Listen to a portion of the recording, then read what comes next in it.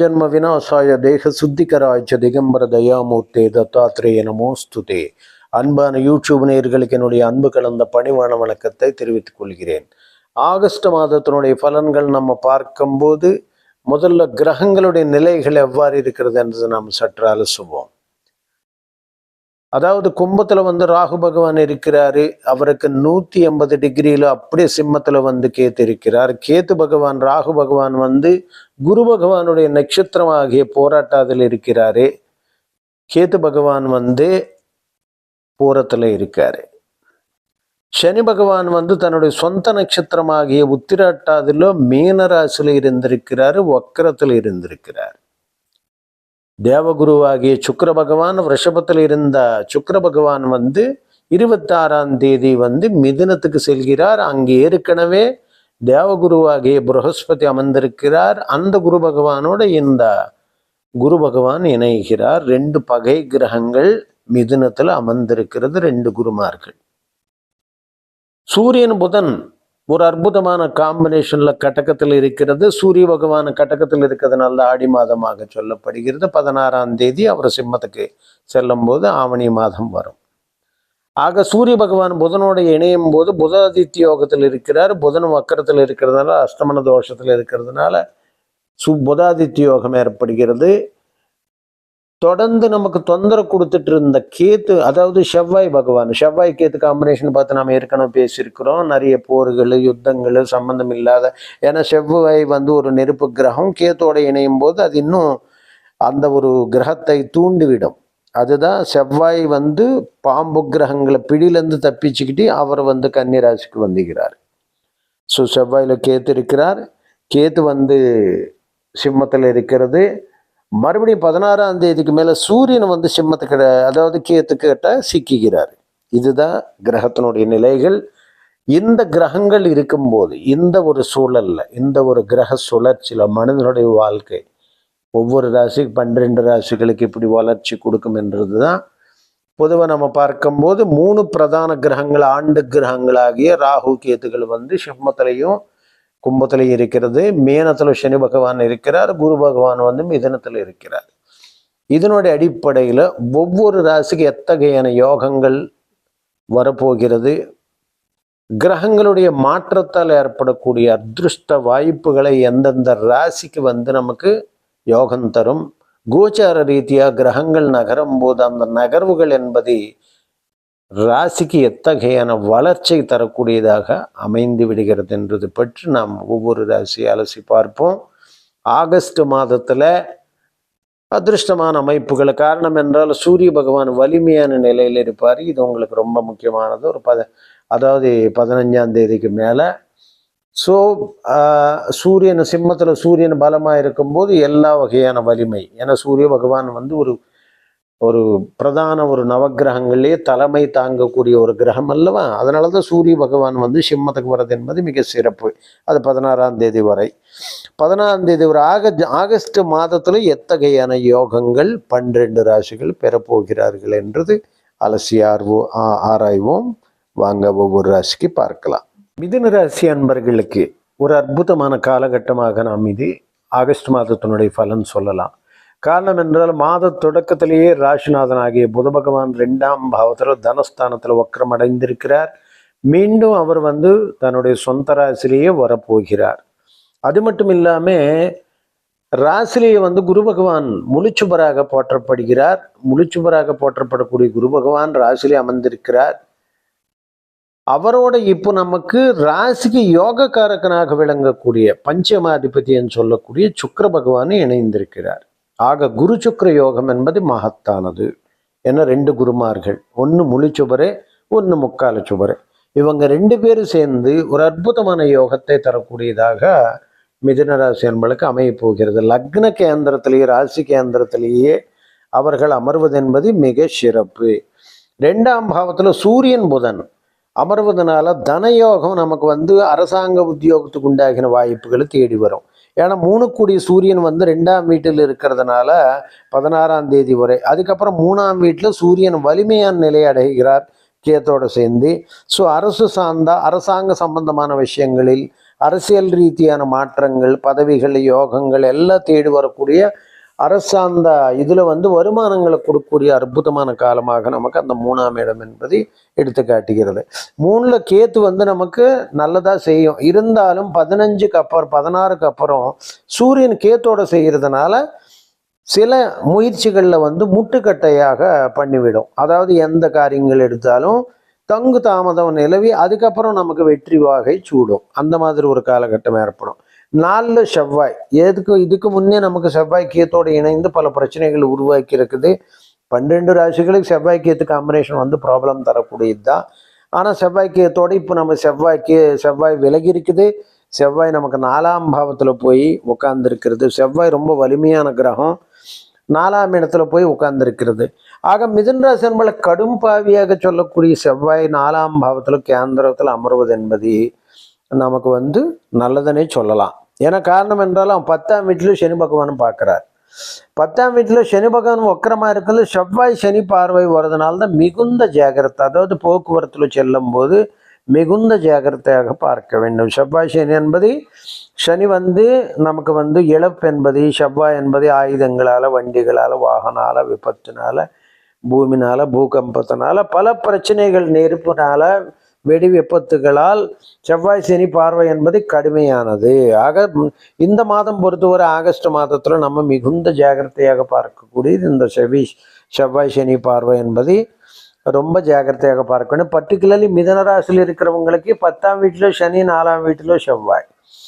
So இது வந்து நம்ம கொஞ்சம் கவனமாக அவேர்னஸாக இருக்க வேண்டிய ஒரு காலகட்டமாக சொல்லுது. இருந்தாலும் நமக்கு பண ரீதியாக நல்ல யோகத்தை தரும். 5 குடி சுக்கிரன் வந்து நமக்கு பூர்வ புண்ணியாதிபதி ராசியில் அமர்வது மிக சிறப்பு.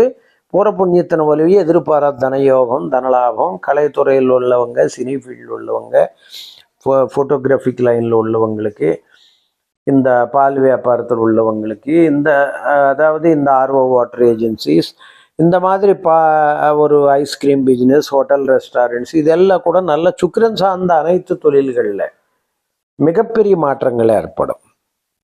6 குடி செவ்வாய் நமக்கு 4ல் வருது என்பது நமக்கு வந்து எதிரிகளால் அல்லது வழக்குகளில் இருந்த பூமிகள் வந்து நம்மளை தேடி வரக்கூடிய நிலை. இப்போ அண்ணன் தம்பி பிரச்சனைகளில் ஏதாவது பாகப்பிரிவினை பார்ட்டிஷன் ஆகாமல் இருந்திருக்கலாம். அது வந்து இந்த காலகட்டத்தில் நமக்கு பாகப்பிரிவினை ஆகக்கூடிய நிலை. 4ஆம் வீடு வந்து ஹோம் இல்லையா, வீடு வாசல் சுகஸ்தானம். 4ஆம் வீடு 6 குடைவன் 4ல் வர. ஸோ அப்போ 6 11 குடைவன், 6 11 குடைவன் என்னும்போது 11 வந்து லாபஸ்தானம், 6 வந்து சத்ரு கிட்ட இருந்த பூமி வந்து நமக்கு லாபத்தை கொடுக்கக்கூடிய இடத்துக்கு அது வீட்டுக்கு ஒரு நன்மை செய்யக்கூடியதாக அமையும். 4ஆம் வீட்டிலும் செவ்வாய் இருக்கிறதுனால குரு பகவானுடைய பார்வை நம்ம பார்த்தோம்னா உங்களுக்கு வந்து ராசிக்கு வந்து 5ஆம் இடத்துல விழுவுறதுனால 5ஆம் அதிபதி உங்களுக்கு ராசியில் அமர்வது என்பது மிக சிறப்பு. பிள்ளைகள் வழியாக மிகப்பெரிய உயர்வு என்பது நம்ம பார்க்கப்படும். குழந்தைகள் மூலமாக, குழந்தை இல்லாதவர்களுக்கு குழந்தை கிடைக்கக்கூடிய வாய்ப்பு என்பது. 7 குடி குரு பகவான் 7ல் அமர்வது என்பது மிக சிறப்பு. ஆக 5 குடிவன் ராசியில் அமர்வது, 7 குடிவன் செவ்வாயோடு சேர்ந்து இருக்குது. திருமண நிகழ்ச்சிகள் போன்ற ஏராளமான நன்மைகள், சுப நிகழ்ச்சிகள், சுப செய்திகள் நிச்சயமாக மிதுன ராசியில் கேட்கலாம். 8 கூடி 8 9 கூடி பாக்கியாதிபதி அஷ்டமாதிபத்தியம் பெற்ற சனி பகவான் வந்து 10ஆம் வீட்டில் வக்கரம் அடைந்திருக்கிறார். 8ஆம் வீடு நமக்கு கெட்டஸ்தானம் தான். பாக்கியாதிபதி சுபராக போற்றப்படுகிறார். சுபஸ்தானாதிபதி நமக்கு 10ஆம் வீட்டில் வக்கரம் அடைகிறதுனால மிகுந்த நன்மைகள் அள்ளித்தரும். பாவக்கிரகங்களுக்கு வலிமையான கேந்திரமாக சொல்லப்படக்கூடிய 10ஆம் வீடு மிக சிறப்பு. ஆக பதவிகளில் எதிர்பாராத தனயோகம். அதே நேரத்தில் கோச்சார ரீதியாக சனி வக்கரம் போது நம்ம எதிர்பார்க்கக்கூடிய பலன் இருக்கிறது இல்லையா, அது கொஞ்சம் லேட்டாக தான் கிடைக்கும். அதுதான் வக்கரம் என்பது. சனி பகவான் பெரும்பாலும் லேட்டாக கொடுக்கக்கூடிய ஒரு கிரகம். அதுலேயும் ரெட்ரோகிரேட் ஆகும்போது இன்னும் தாமதமாக கொடுப்பாரு. ஆனால் தரமான சம்பவங்கள் நிச்சயமாக செய்யும். அதாவது ஒரு போஸ்ட்போன், ஒருத்தருக்கு ஒரு ப்ரொமோஷன் வர மாதிரி இருக்குது, லிஸ்ட்டில் பேர் வந்துச்சு, இருந்தாலும் ப்ரமோஷன் கொடுக்கல, ப்ரமோஷன் ஆர்டர் கையில் கொடுக்கல, இல்லை ஒருத்தருக்கு வேலை ஆர்டர் வந்துச்சு கையில் கொடுக்கல, அதெல்லாம் வந்து கொஞ்சம் லேட் பண்ணி கரெக்டான நேரத்துக்கு அவங்களுக்கு ஒரு நிலையான ஒரு வெற்றியை தரக்கூடிய கிரகமாக சனி பகவான் போற்றப்படுகிறார். சனி வக்கரம் என்பது நன்மை தரும் ஆக பயப்பட வேண்டிய அவசியம் இல்லை. சனி வக்கரம் வரும்போது நம்ம மிகுந்த ஜாகிரதையாக இருக்க வேண்டும். எதுக்கு ஜாகிரதையாக இருக்க வேண்டும்னா 10ஆம் இடத்துல சனி பகவான் வந்திருக்குது. ஒவ்வொரு ராசிக்கு சனி பகவானுடைய ஆதிபத்திய சிறப்புகள் இருக்கிறது. அதுன்னு நம்ம திருஷ்டியில் வைத்து கொண்டு ஜாகிரதாக இருக்க வேண்டும். இப்போ 8, 9 வருதானே வச்சுக்கோங்க. ஒரு மிதுன ராசிக்கு நம்ம எடுத்துக்கொள்ளுவோம். 8, 9 குடைவனாக 10ல் வராரு. அப்போ 8, 9 ஆயுள், 9 வந்து தகப்பனாரோட ஆயுளில் சின்ன சின்ன மைனர் ப்ராப்ளம்ஸ் வர்றதுக்கு வாய்ப்புகள் இருக்கு அப்படின்றது ஒரு கான்செப்ட். 8 கூடியவனாக இருக்கிறதுனா தன்னுடைய ஆயுளுக்கும் செவ்வாய் சனி பார்க்கறதுனால வண்டிகளில் போகும்போது மிகுந்த ஜாகிரத்தோட கை கால்களுக்கு அடிப்படுதல் போன்ற நிலைகள் ஏற்படலாம். மிகுந்த எச்சரிக்கையாக இருக்கும். இந்த மாதிரி ஒரு முன்கூட்டியான சமாச்சாரத்தால் நம்ம பல நன்மைகள் நிச்சயமாக பெறலாம். ஜோதிட சாஸ்திரம் என்பதே மானிடத்துக்கு தரப்பட்ட ஒரு அற்புதமான ஒளிமயமான எதிர்காலத்துக்கு உருவாக்கப்பட்ட ஒரு கிரேட் டிவைன் சயின்ஸ்னே நம்ம சொல்லலாம். புரியுதுங்களா? ஏன்னா சூரியன் சந்திரன் இல்லாமல் நம்ம வந்து காட்டில் எங்கே வாழ்ந்தாலும் சூரியன் சந்திரனுக்கு கீழே தான் இருக்கணும். ஆக சூரியன் சந்திரனுக்கு கீழே இருக்கும்போது நவக்கிரகங்களுடைய தாக்கம் நிச்சயமாக இருக்கும். ஒரு வெயில் இருக்கும்போது வெயில் தாக்கம் நீ உணர முடியுது இல்லையா? ஒரு குளிர் இருக்கும்போது குளிர் தாக்கம் நம்மளால உணர முடியுது இல்லையா? அப்போ கிரகங்களை கீழே இருக்கும்போது கிரகங்களுடைய தாக்கம் கண்டிப்பாக நம்ம மேலே இருக்கும். அது தாண்டி எதுவும் கிடையாது. அதுதான் கர்மங்களாக வருகிறது. கர்மம் என்பது நீங்கள் செய்யக்கூடிய அந்தந்த லக்னத்துக்கு அந்தந்த ராசிக்கு என்னென்ன பாவக்கிரகங்கள் வருகிறதோ அந்த பாவக்கிரகங்களுடைய தாக்கத்தினுடைய பொறுத்து செயல்கள் என்பது அமைந்து விடுகிறது. அந்த செயல்களின் தாக்கம் என்பது தான் சஞ்சித கர்மமாக, பிராரப்த கர்மமாக, ஆகாமி கர்மமாக சொல்லப்படுகிறது. இந்த 3 கர்மங்களை நம்ம கழிச்சுக்கணும்னா பக்தி மார்க்கத்தின் வழியாக நம்ம செல்ல வேண்டும். இல்லைங்க எனக்கு அது எதுவும் தேவையில்லை, நான் எந்த பக்தி எந்த கடவுளும் கும்பிட மாட்டேன், எதுவும் எனக்கு தேவையில்லையான்னு நினச்சா நம்ம என்னன்னா அதுவும் கிரகங்களுடைய வேலை தான். அது என்ன பண்ணோம், இன்னும் மேலும் ஒரு 2-3 பிறவைகள் எடுக்க வச்சு உங்களை துன்புறுத்தி மறுபடியும் அந்த வழிக்கு கொண்டு வரும். அவ்வளோதான். அதாவது இப்போ ஒருத்தருக்கு ஒரு சின்ன ரிப்பேர் வந்துச்சுக்கு ஒரு வண்டிக்கு, நான் ரிப்பேர் பண்ண மாட்டேன் எனக்கு அவசியம் இல்லை அப்படின்னு அதே வண்டியிலும் நீங்கள் போயிட்டு இருங்கன்னா அந்த ரிப்பேர் பெரிய ரிப்பேராக பண்ணோம். அப்படியும் நான் பண்ணலை, இனி வண்டியே போகாது. அந்த மாதிரி சிலர் வந்து தெய்வ வழிபாடு எனக்கு தேவையில்லை, நான் நேர்மை இருந்தால் போதும், நேர்மை தான் கடவுள் அப்படின்னு நினச்சிட்டு நிறைய பேர் அந்த மாதிரி ஏன்னா அது கூட அந்த கிரகங்களுடைய நிலையை கொடுக்கறது என்பது ஜோதிடம் தான். ஏன்னா இப்போ ஒன்றும் இல்லை, ஜாதகத்தில் சில ராசிகளுக்கு சில லக்னங்களுக்கு குரு மறைஞ்சு போயிட்டாருன்னா அவன் நாஸ்திகனா பிறக்கிறான். அதனால என்ன ஆகுதுன்னா மேலும் அவர் பிறவிகள் எடுத்து துன்பப்பட்டு இப்போ நல்லா படிக்காதவன் என்ன பண்ணுவான், அதே செக்ஷன்ல 4-5 தடவை இருந்து போயிடுவான். 4-5 தடவை இருந்துட்டு அதுக்கப்புறம் படிச்சுட்டு மறுபடியும் ப்ரமோட் ஆவா. அதே மாதிரி மறுபடியும் பிறவிகள் எடுத்து ப்ரமோட் ஆவா. அவ்வளவுதான். கஷ்டம் நீ படுறது இல்லை, அவன் தான் படுறான். அதனாலதான் அது அவருக்கே விட்டு விடலாம். அது நம்ம நீ இப்படி அப்படின்னு நம்ம யாருன்னு சொல்ல தேவையில்லை. அதாவது அவங்களாக அதனுடைய தாக்கத்தை அனுபவித்து கொண்டு மேலும் நேர்வழிக்கு வருவார்கள். அதுதான் அதனுடைய வேதாந்த சாரம். அதுதான். அதனால தான் நம்ம என்னன்னா இது ஒரு மனதன் எதுக்கு தெய்வத்தினுடைய வழிபாடு தேவை அப்படின்னு நம்ம நினைச்சோம்னா மனிதன், அதாவது அழுக்கப்பட்ட மனதனுடைய மனம் என்பது இப்போ அழுக்கப்பட்ட ஒரு கல் நீங்க என்ன பண்ண ரொம்ப அது இப்போ அழுக்கப்பட்ட துணி இருக்குது, நீங்க நிறைய தடவை நீங்க வாஷ் பண்ணால்தான் அந்த அழுக்கே போகும். அந்த மாதிரி நமக்கு வாசனை பலத்தால் ஆக்கிரமித்து கொண்ட அந்த மனம் என்பது நமக்கு தெளிவடைந்து பக்குவம் அடைகிறதுக்காக ஒரு வழி தேவை. அதுதான் தெய்வ வழிபாடு என்பது.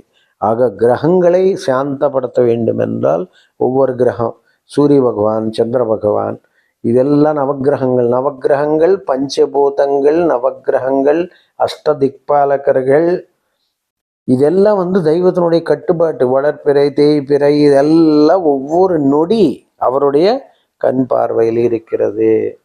அதனாலதான் நம்ம அவருடைய கருணையின்றி அவருடைய ஆணையின்றி ஒரு அணு அசையாது அப்படின்றது தானே உண்மை. ஆக நம்ம அந்த ஒரு இறை வழிபாடு மூலம் கிரகங்களுடைய தாக்கத்தை நம்ம குறைத்து கொள்ளலாம். ஆக இப்போ நமக்கு எல்லா வகையான நன்மைகள் நம்ம காத்திருக்கிறது. ஆக இந்த மிதுன ராசி நண்பர்களை பொறுத்தவரை என்ன கிரேட் அட்வான்டேஜ், இந்த மாதம் ஆகஸ்ட் மாதம் பொறுத்தவரை நமக்கு என்ன கிரேட் அட்வான்டேஜ் அப்படின்னு சொன்னோம்னா மிதுன ராசி நண்பர்களுக்கு குரு சுக்கிரனுடைய காம்பினேஷன். இந்த குரு சுக்கிரனுடைய காம்பினேஷனால பல நன்மைகள் எல்லா ராசிகளுக்கும் நிறைய நடக்கும் அப்படின்றது உறுதியான உண்மை. 4 செவ்வாய் சனி பார்வையில் இருக்கிறதுனால அந்த வண்டி வாகனத்தில் ஜாக்கிரதை இருக்க வேண்டும். பூர்வீக சொத்துக்கள் தேடி வரும். பிள்ளைகள் வெளிநாட்டுக்கு செல்லுதல். உத்தியோகத்தில் உயர்வு. இனி ப்ரொஃபஷனல்னு பார்த்தீங்கன்னா உத்தியோகத்தில் 10 கோடி குரு பகவான் வந்து ராசியிலே அமர்ந்திருக்கிறார். அதனால நம்ம செய்யும் தொழிலும் நல்ல விசேஷமான நிலைகள் வரும். சுக்கின பகை கிரகமாக அங்கே வரதுனால பூர்வ புண்ணியாதிபதி சில பெண்களால் அவதூறு ஏற்பட்டு வேலைகளில் சிக்கல் வரலாம். இப்போ கூட நம்ம ஒருத்தர் வைரல் வீடியோ ஒன்று வந்துடுது. அவர் ஒரு சிஇஓ வந்து ஒரு ஒரு அம்மானை வந்து இது பண்ணி ஹக் பண்ணி அது பெரிய ப்ராப்ளமாகி அவருக்கு வாழ்க்கை தலைகீழ மாறிச்சு பாருங்க. சிஇஓ கேடர்லேருந்து அதெல்லாம் இப்போ ஒரு மண் இந்த மாதிரி ஒரு கேடரில் இருக்கும்போது தான் வரும். குரு சுக்கரனுடைய பூர்வ புண்ணியத்தை சம்பந்தப்படும் போது பூர்வ புண்ணியத்தால் அந்த கிரகம் என்ன கிரகமோ அதனோட இதே செவ்வாய் சம்மந்தப்படுறதுன்னா சகோதர வலையில் பிளட் ரிலேஷன்ஸில், சுக்கின சம்மந்தப்படுறது பெண்களால், ராகு சம்மந்தப்படுறா இன்னொருத்தரால், கேது சம்மந்தப்படுறா, இந்த மாதிரி பல விஷயத்தில் ஒவ்வொரு கிரகத்தினுடைய இண்டிகேஷன்ஸ் இருக்கும். அதனால் ஏற்படக்கூடிய விளைவுகள். அதனால தான் உத்தியோக விஷயத்தில் மிகுந்த ஜாக்கிரதையாக இருக்க வேண்டும். தனாதிபதி எடுத்துக்கொண்டால் தனாதிபதி சந்திரன் நமக்கு 2.25 நாட்கள் மாறின்ட்டே இருப்பார். அவர் வந்து நமக்கு தொடர்ந்து நன்மை செய்வார், ஒரு பிரச்சனை இல்லை. சூரிய பகவான் 3ஆம் இடத்துக்கு வர்றது சிறப்பு. ஆக எல்லா வகையான விசேஷங்களோட மிதுன ராசி நம்மளுக்கு எதிர்பாராத நல்ல மாற்றங்கள் ஏற்றங்கள் என்பது ஆகஸ்ட் மாதத்தில் எந்த மாதிரி நடக்கும் சுவாமி, எங்களுக்கு எதுவும் நடக்கிறது இல்லை. எல்லாரும் சொல்கிறாங்க ராசி பலன் சொல்கிறாங்க, மாத பலன் சொல்கிறாங்க, வார பலன் சொல்கிறாங்க. வார பலன் என்றது நீங்கள் ரொம்ப எதிர்பார்க்குறது இல்லைன்னா ஷார்ட் டைமில் ரொம்ப மாற்றங்கள் ஏற்படாது. மாத பலன் என்பது கண்டிப்பாக நடக்கும். ஏன்னு கேட்டால் உங்களுக்கு வந்து இப்போ போன மாதம் ஒரு லோன் எதிர்பார்த்துட்ருக்கீங்க, வரல, இந்த மாதம் வரும். போன மாதம் ஒரு ப்ரொமோஷன் எதிர்பார்த்துட்ருக்கீங்க, வரல, இந்த மாதம் வரும். போன மாதம் ஒரு இன்சூரன்ஸ் கிளைம் இருக்குது, வரல, திடீர்னு 1ஆம் தேதிக்கு மேலே வரலாம்.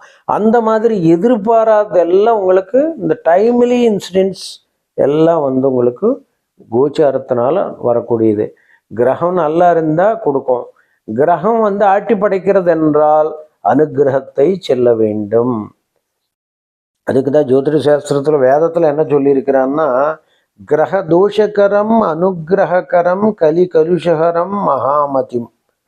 அதாவது தொந்தர தீமை செய்கின்ற கிரகங்களை அணுகி அனுகிரகத்தை தருகின்ற வல்லமை படைத்த இறைவனோட அருள் என்பதுதான் தேவை.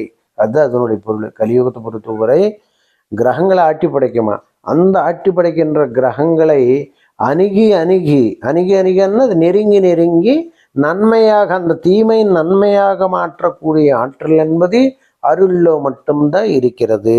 அதனாலதான் கிரகதோஷகரம் அனுகிரகரம். கிரகதோஷங்கள் எல்லாம் போக்கக்கூடியது அனுகிரகரம். அனுகிரகம் என்ற கைதான் நம்மளை வந்து காப்பாற்றும் என்று சொல்றார் வேதத்துல. ஆக நீங்க வந்து தெய்வத்தினுடைய வழிபாடு மூலம் எல்லா பிரச்சனைகளும் சரி பண்ணி கொண்டு சந்தோஷமாக ஆகஸ்ட் மாதத்துல பல எதிர்பாராத நன்மைகள் நிச்சயமாக தேடி வரக்கூடிய அளவுக்கு மிதுன ராசி நம்மளுக்கு காத்திருக்கிறது. சர்வேஜனா சுகினோ பவந்து.